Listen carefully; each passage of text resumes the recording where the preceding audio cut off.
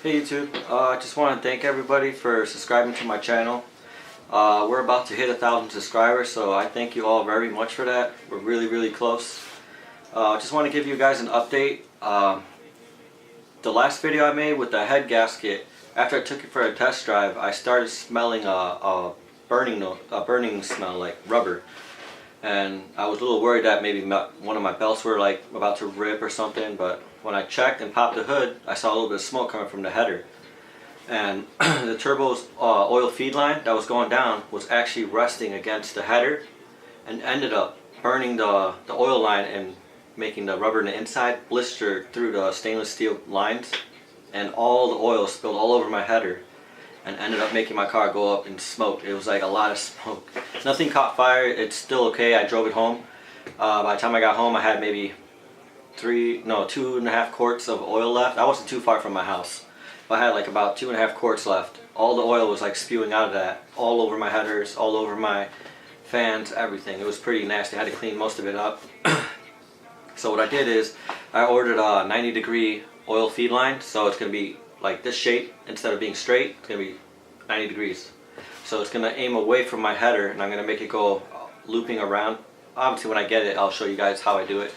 But I also ordered some heat wrap, so I can wrap the header with it, just in case the line does rest on it or is too close to it. It's going to keep at least some of the heat away from it, and also keep my heat with the headers instead of shooting it everywhere.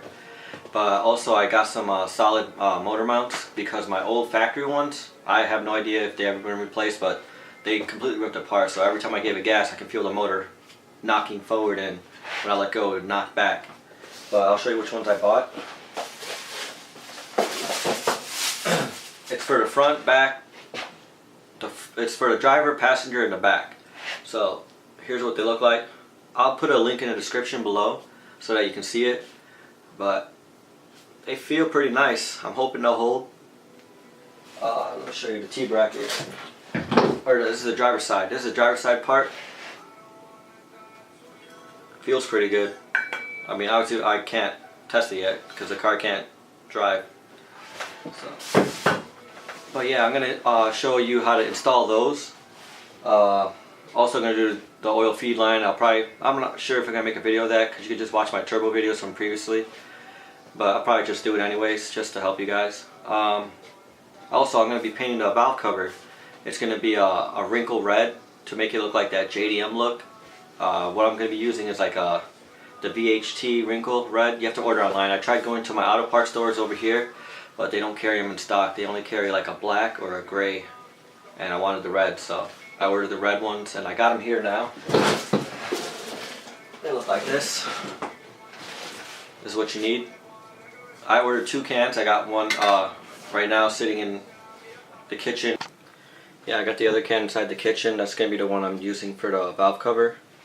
So I'll make a how-to video on how to do the wrinkle red on your valve cover. So yeah.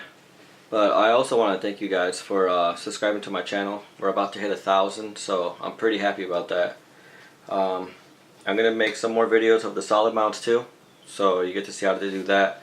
And I'll do a review on how it drives. I know it's going to create a lot more vibration since they're solid, but the ones I had before, they were just horrible. They were knocking the motor back and forth like I said before. But yeah, thanks for subscribing guys, and I hope to see you soon.